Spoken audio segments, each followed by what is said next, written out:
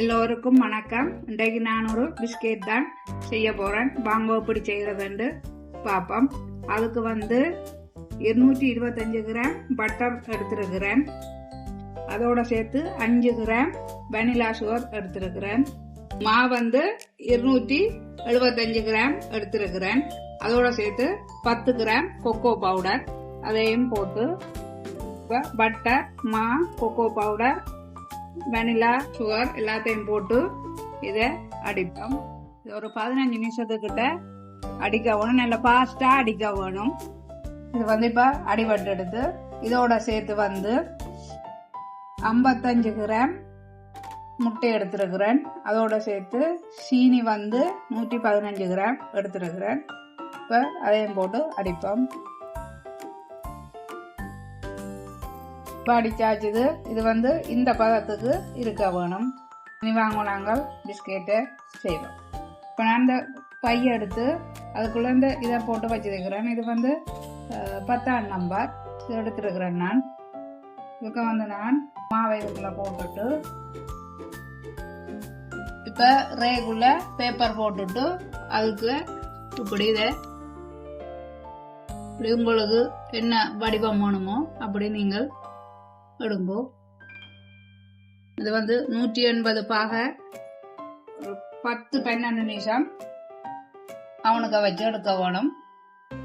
நான் அதை செய்து போட்டு அவனுக்கு வச்சுட்டு காட்டுறேன். இப்ப பாருங்க, நல்ல பிஸ்கெட் எல்லாம் ரெடியா எடுத்து இந்த எப்படி இருக்குன்னு பாருங்க. பிஸ்கெட் ரெடி ஆயிடுது. இனி நாங்கள் இதுக்கு ஒரு டெக்கரேஷன் ஒன்றை கொடுப்போம். 100 கிராம் சாக்லேட்டு சூடாக்கி வச்சிருக்கிறேன். இதுல நான் இப்படி